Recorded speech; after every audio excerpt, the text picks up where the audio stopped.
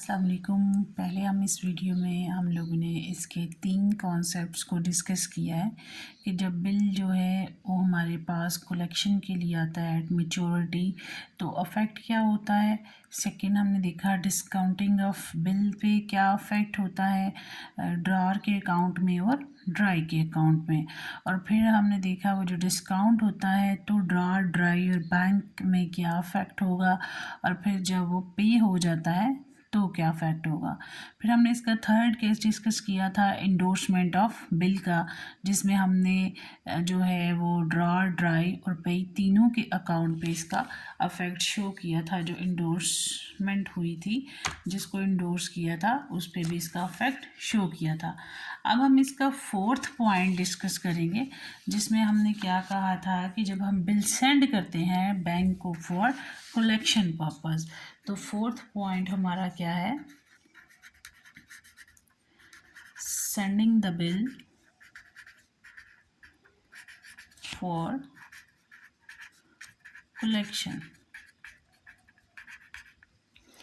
तो इसमें भी हम लोग जो है वो ड्रॉ ड्राई और बैंक पे इसका अफेक्ट जो है वो शो करेंगे। पहले इसकी ट्रांजैक्शन लिखेंगे, फिर हमारे पास ड्रॉर जो कि हमने ए रखा हुआ है, एज जर्नल, फिर हमारे पास बीज जर्नल पे इफेक्ट होगा, और फिर हम देखेंगे बैंक के जर्नल पे क्या इफेक्ट पड़ता है।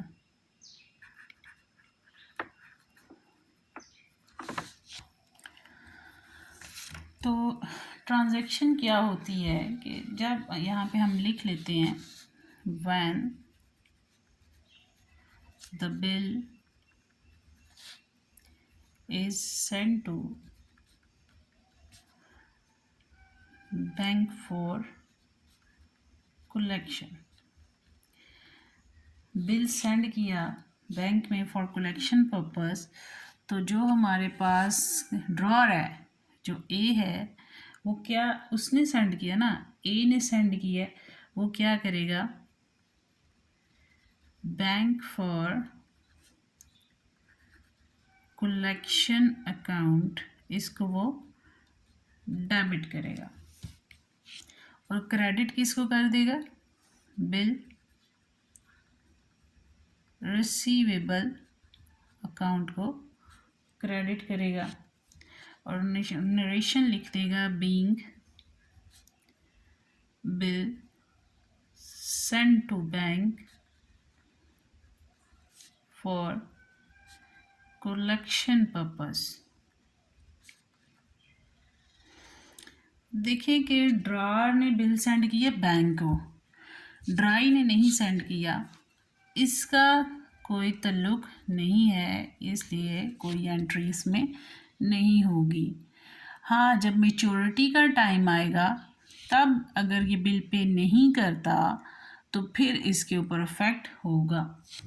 तो अभी किस पे सिर्फ अफेक्ट होना है, क्योंकि बिल इसने पहले से रिसीव किया हुआ है। जो हमने फर्स्ट इफेक्ट में जो फर्स्ट ट्रांजैक्शन शो की थी कि जब वो चीज़ें सेल करता है और परचेज़ करता है, फिर हमारे पास बिल रिसीव करता है वो, तो इसके आगे वाले इफ़ेक्ट हम शो कर रहे हैं। ये दो चीज़ें तो सब में होनी है, उसके बाद वाले इफ़ेक्ट हम लोग डिस्कस कर रहे हैं। तो यहाँ पे बैंक फॉर कलेक्शन था, तो बैंक फॉर कलेक्शन डेबिट हो गया और बिल रिसीवेबल अकाउंट क्रेडिट हो गया। लेकिन ड्राई के अकाउंट पे इसका कोई इफेक्ट नहीं होगा, ड्राई ने वो बिल बैंक को नहीं दिया है, ड्रॉर ने दिया है, इसलिए ड्रॉर की बुक में इफेक्ट होगा और बैंक की बुक में इफेक्ट होगा। तो बैंक जो है वो इसकी अभी कोई एंट्री नहीं करता। बैंक इसकी कब एंट्री करेगा, जब बिल कलेक्ट हो जाएगा, ठीक है, जब बिल कलेक्ट हो जाएगा तब बैंक इसकी एंट्री करेगा। When bill is collected, bill collect हो गया तो ड्रॉर ने एंट्री की बैंक अकाउंट डेबिट, ठीक है, वो क्योंकि उसके बैंक में पैसे आ जाएंगे और चार्जेस बैंक अपने काटेगा, जो इसके लिए क्या होगा, एक्सपेंस। ये लिखेगा बैंक चार्जेस अकाउंट डेबिट, और क्रेडिट क्या करेगा, बैंक फॉर कलेक्शन अकाउंट, इसको ये क्रेडिट करेगा। ये तो हो गया ड्रार। ड्रार ने अपनी बुक में इसको ऐसे रिकॉर्ड किया है, और नरेशन लिखेगा बीइंग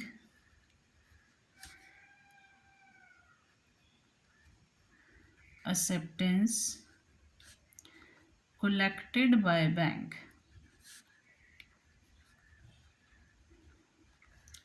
अब जो है वो तीनों में एंट्री होगी, ड्रार में भी, ड्राई में भी और बैंक में भी, क्योंकि इसने बैंक को कलेक्शन पर्पज़ के लिए दिया था, बैंक ने पैसे इकट्ठे किए और इसको दे दिए। और जो हमारे पास ड्राई है उसने पैसे दिए हैं eight the time of maturity, तो वो क्या अफेक्ट करेगा, वो बिल पेएबल को डेबिट कर देगा, क्योंकि उसने उस टाइम बिल पेएबल को क्रेडिट किया। अब जब पेमेंट हो गई तो वो करेगा बिल पेएबल अकाउंट डेबिट और कैश अकाउंट क्रेडिट, क्योंकि उसने कैश में पेमेंट की है। बीइंग बिल पेड, इसका कोई ताल्लुक नहीं है बैंक चार्जेस के साथ, क्योंकि इसने at a time of maturity पैसे दे दिए हैं, इसलिए ये सिर्फ क्या एंट्री करेगा, बिल पेएबल अकाउंट डेबिट और कैश अकाउंट क्रेडिट। लेकिन बैंक क्या एंट्री करेगा, बैंक ने पैसे रिसीव किए थे, कैश अकाउंट डेबिट, किसको इसने देने हैं, ए को, ये एज अकाउंट को क्रेडिट करेगा, और इसने जो उससे कलेक्शन चार्जेस रिसीव करने हैं उसको भी क्रेडिट करेगा, क्योंकि इसके लिए वो इनकम है, रेवेन्यू है, ये कलेक्शन चार्जेस अकाउंट क्रेडिट करेगा। और नरेशन लिखेगा बीइंग द प्रोसीड्स ऑफ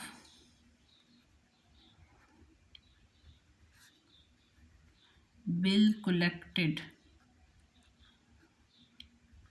ये हो गया हमारा फोर्थ केस। अब हम लोग इसमें फिफ्थ केस को डिस्कस करेंगे, जो है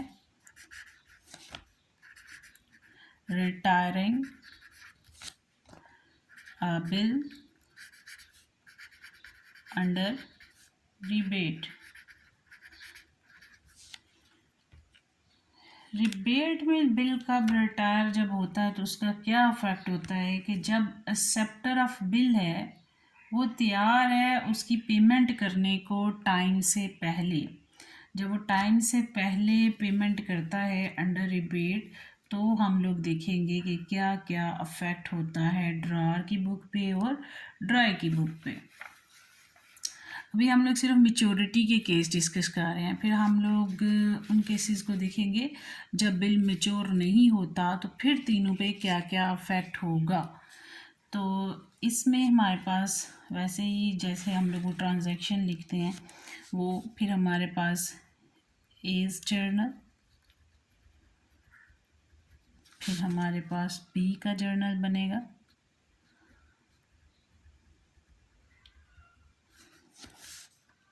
ए कौन था हमारे पास, ड्रॉर,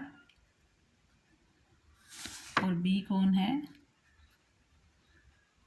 ड्राई।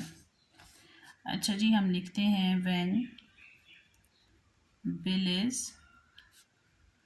रिटायर्ड। रिटायर्ड का मतलब कि टाइम से पहले वो जो है उसका पेमेंट हो गई है, तो वो क्या करता है कि उसको अगर रिबेट मिलती है, कोई डिस्काउंट मिलता है, तो वो उसको जो है अवेल करता है और बिल के पैसे टाइम से पहले दे देता है, उसे रिटायर कर देता है। तो हम लिखते हैं when bill is retired under rebate. तो अफेक्ट क्या होगा, इसने कैश रिसीव किया, कैश अकाउंट डेबिट किससे रिसीव करना है, बी से, तो बी जब पेमेंट करता है तो ये किसको डेबिट करता है, बिल पेएबल को, क्योंकि इसने जब बिल जो है एक्सेप्टेंस दी होती है तो ये बिल पेएबल अकाउंट को अपनी लाइबिलिटी बनाता है, इसकी ज़िम्मेदारी होती है कि इसने ये पैसे देने हैं, ये इसको क्रेडिट करता है। और जब ये पेमेंट कर देता है तो फिर लाइबिलिटी ख़त्म हो जाती है, ये इसको डेबिट कर लेता है और कैश अकाउंट को क्रेडिट करेगा क्योंकि इसने ये पैसे दिए हैं, इसका एसेट है। और एसेट्स जब रिड्यूस होते हैं तो वो क्रेडिट हो जाते हैं। फिर हमारे पास डिस्काउंट या फिर आप लोग रिबेट अकाउंट भी लिख सकते हैं। इसको आपने क्रेडिट करना है क्योंकि इसके लिए रेवेन्यू है। फॉर एग्जांपल इसने 2000 का बिल देना था तो अंडर रिबेट इसे 100 डिस्काउंट मिल रहा है, तो अब ये 1900 रुपये देगा, 2000 नहीं देगा। 100 रुपया इसको डिस्काउंट मिला है, इसका वो रेवेन्यू है। लेकिन इसके लिए वो क्या होगा, एक्सपेंस होगा। ये डिस्काउंट को डेबिट करेगा। जब डिस्काउंट डेबिट हो रहा होता है तो वो एक्सपेंस होता है, जब क्रेडिट हो रहा होता है तो रेवेन्यू होता है। इसके लिए डिस्काउंट या रिबेट दोनों ही क्या है, एक्सपेंस हैं। और ये क्रेडिट किसको करेगा, जो इसने बिल रिसीव किया था, ये बिल रिसीवेबल अकाउंट को क्रेडिट करेगा। Being amount of bill received under rebate। अब हम इसका 6 केस देखते हैं कि 6 केस में क्या डिस्कशन होती है। Dishonour of bill.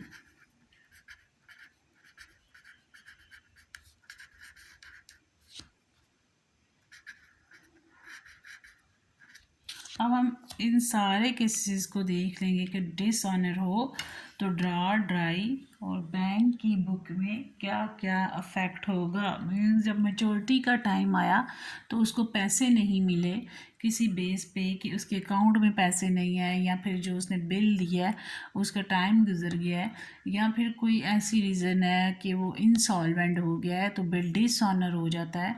तो हम उन सारे केसेस को देखते हैं उनका क्या क्या अफेक्ट होगा। सबसे पहले हम लोग इस केस को डिस्कस करते हैं। Case 1, if the bill dishonored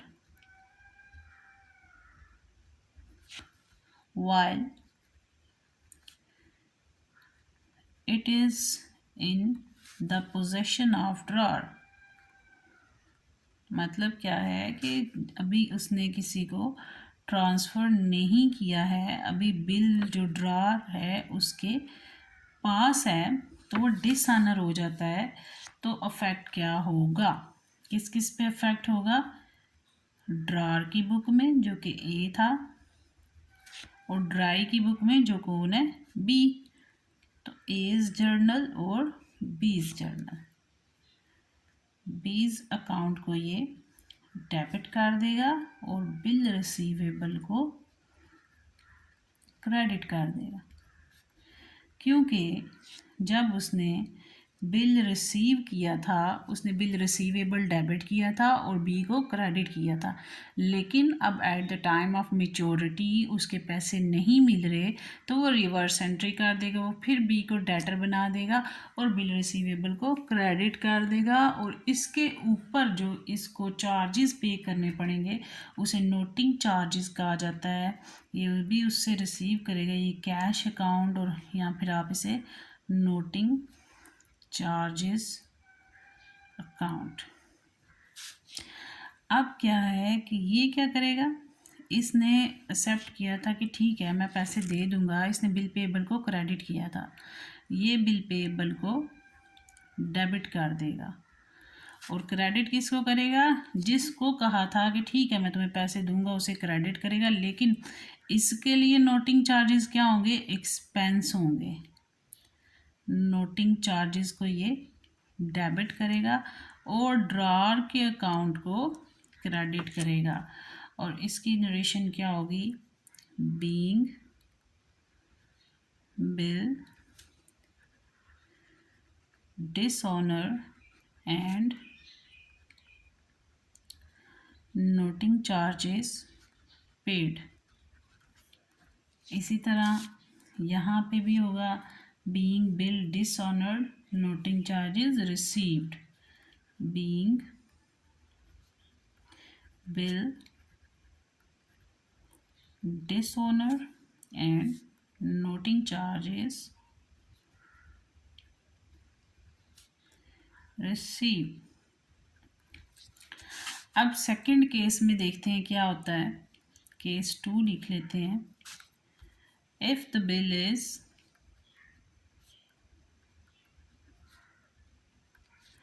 dishonored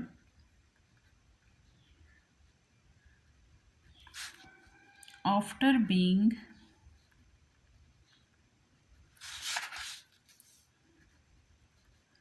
discounted with bank, अगर उसने बैंक से डिस्काउंट करवा लिया हुआ था तो फिर क्या अफेक्ट होगा। जैसे हमने इसका दूसरा केस डिस्कस किया था कि डिस्काउंटिंग ऑफ बिल, तो जब डिस्काउंट करवाया तो bank debit, discount debit, bill receivable credit, इस पर कोई इफेक्ट नहीं था हुआ।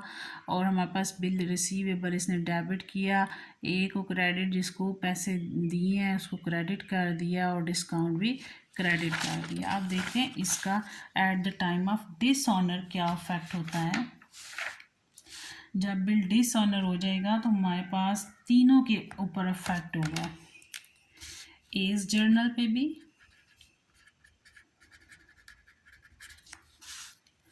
बी के जर्नल पे भी और बैंकर के जर्नल पे भी इसका इफेक्ट होगा, क्योंकि ए ने पैसे लिए थे बैंक से, ठीक है, और eight the time of maturity bank को पैसे नहीं मिले। अब ए जो है वो रिवर्स एंट्री करेगा, बैंक भी रिवर्स एंट्री करेगा और बी भी रिवर्स एंट्री करेगा कि जब इसने बिल इशू किया, इसने किया ए अकाउंट डेबिट और बिल पेबल अकाउंट क्रेडिट। अब क्या है कि इसे साथ एक्सपेंसेस पे करना पड़ते हैं जब ये डिसऑनर होता है। तो अब ये करेगा बिल, इसने at the time of maturity पैसे नहीं थे दिए, ये bill payable account debit, sundry rebate या sundry trade expenses, sundry trade expenses account debit. और क्रेडिट क्या होगा,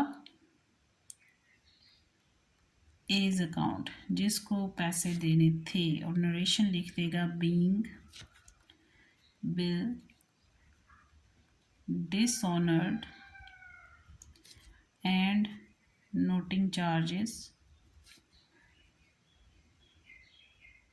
पेड। बैंक को उसका रिकॉर्ड, बैंक को अब वो टाइम पे पैसे नहीं मिले, बैंक ने किससे लेने थे, ए से।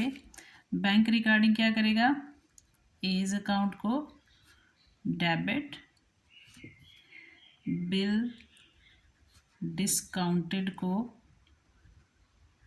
क्रेडिट, और जो कैश अकाउंट है, जो नोटिंग चार्जेस हैं वो बैंक के लिए रेवेन्यू है वो भी क्रेडिट करेगा।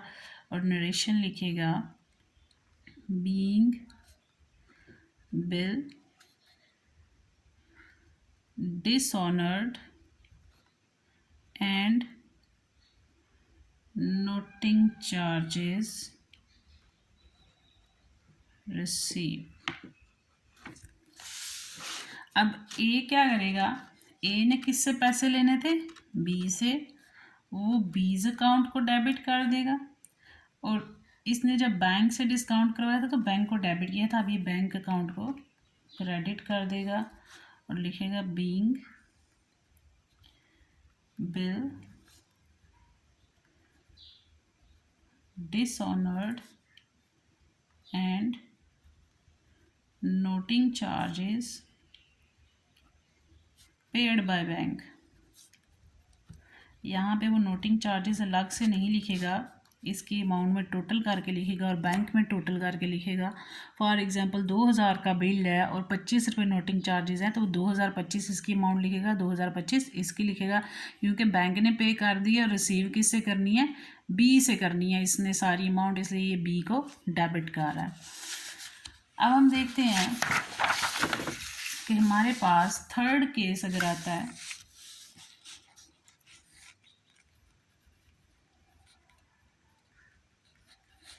if the bill is dishonored after being endorsed, तो क्या अफेक्ट होगा, एज जर्नल यानी कि ड्रॉर, बीज जर्नल यानी कि ड्राई, और सीज जर्नल जो कि इंडोर्सी है, जिसको हमने इंडोर्स किया है। हमने जैसे इंडोर्समेंट ऑफ बिल में बताया था कि जब इंडोर्स होता है तो ये जिसको इंडोर्स करता है उसको डेबिट कर लेता है, बिल रिसीवेबल को क्रेडिट। इसका अफेक्ट नहीं होता क्योंकि इसने at the time of maturity effect करना है, और इसमें भी बिल रिसीवेबल डेबिट और जिससे लिया उसको क्रेडिट। जब टाइम पे मैच्योर हो जाए तो इसका कोई ताल्लुक नहीं रहता। अगर टाइम पे मैच्योर ना हो तो तीनों में एंट्री होनी है। यहाँ पे टाइम पे मैच्योर हुआ, ड्रॉर का कोई ताल्लुक नहीं, नो एंट्री लिखा है, लेकिन ड्राई में और जो इंडोर्समेंट जिसके साथ हुई है उसमें एंट्री हुई है। लेकिन अब तीनों में इफेक्ट होगा क्योंकि eight the time of maturity bill dishonour हो गया। अब हमने तीनों में बताना है कि तीनों में क्या इफेक्ट होगा।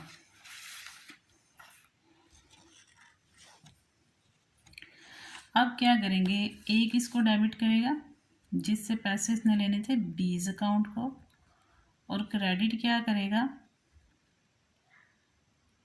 अब इसके पास तो बिल नहीं है, इसने बिल किसको दे दिया, सी को, ये सीज अकाउंट को क्रेडिट करेगा कि ये अगेन इसकी लाइबिलिटी बन गई। जब उसने उससे पैसे लिए थे तो उसने उसके बदले में से बिल दे दिया, तब ये इसकी लाइबिलिटी थी जब इसने इसे उधार लिया। लेकिन जब इसने इसे बिल दे दिया तो इसने इसे डेबिट कर दिया और बिल रिसीवेबल को क्रेडिट किया। लेकिन अब eight the time of maturity bill dishonour हो गया, तो अब इसने जिससे पैसे लेने हैं उसे गेन डेटर बनाएगा और जिसको देने हैं उसको लाइबिलिटी बना लेगा।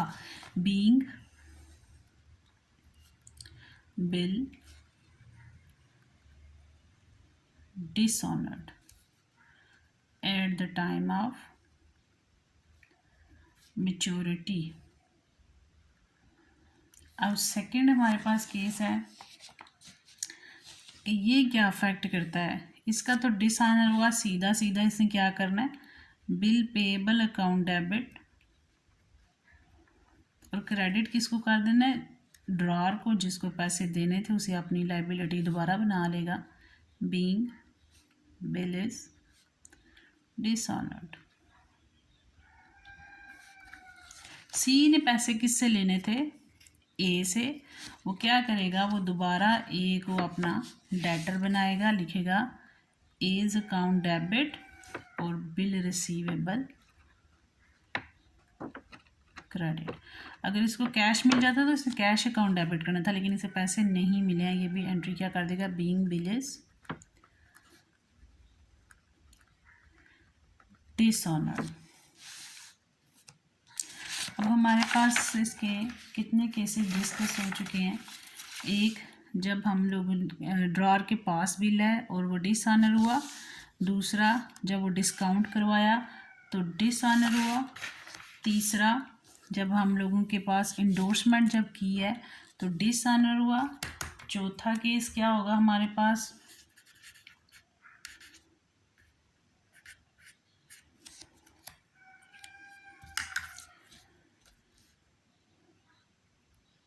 जब हमने बिल इज डिस्काउंटेड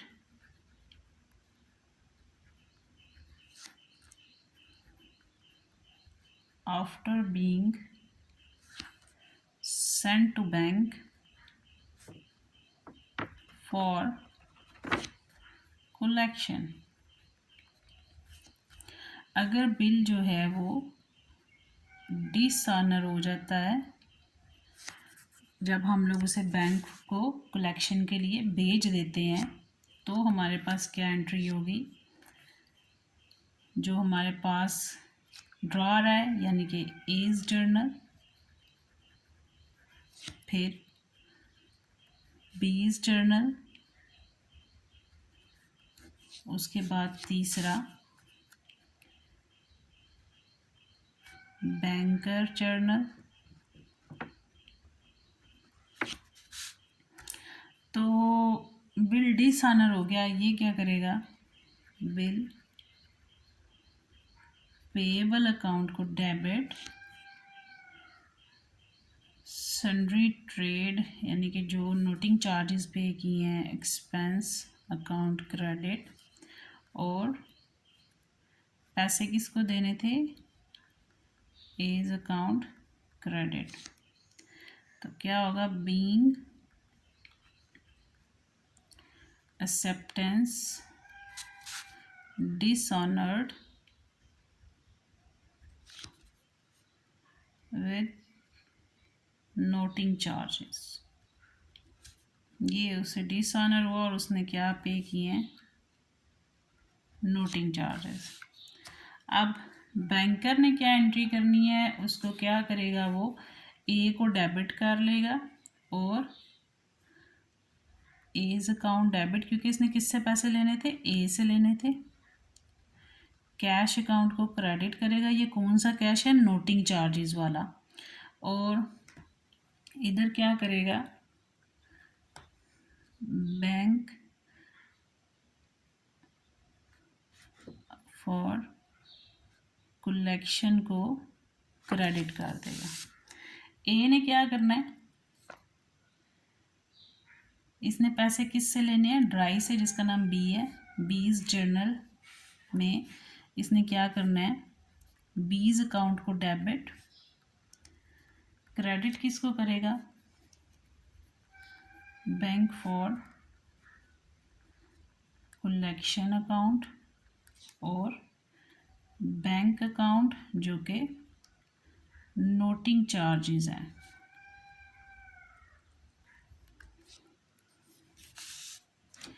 ये बैंक फॉर कलेक्शन नहीं, ये बिल इसके पास था, ये बिल रिसीवेबल को क्रेडिट करेगा।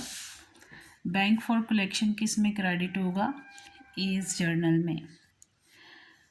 और बैंक अकाउंट भी क्रेडिट होगा जो उसने नोटिंग चार्जेस पे किए हैं, और इसकी इलस्ट्रेशन लिख देगा, इसके साथ नरेशन लिखेगा, being bill dishonoured eight the time of maturity. इसी तरह हमारे पास 5th केस में भी जो है इसकी रिकॉर्डिंग होगी जब बिल रिटायर हुआ है, अंडर डिबेट। अगर नहीं रिटायर होता तो फिर तो हमने रिबेट मिलनी नहीं, इसलिए हम यहाँ पे 5th केस को डिस्कस नहीं कर रहे हैं। तो इसके साथ हमारा ये जो इंट्रोडक्शन है ये कंप्लीट होता है। अगर आपको किसी ट्रांजैक्शन की समझ ना आ रही हो तो आप काइंडली डिस्कस कर सकते हैं। थैंक यू, अल्लाह हाफ़िज़।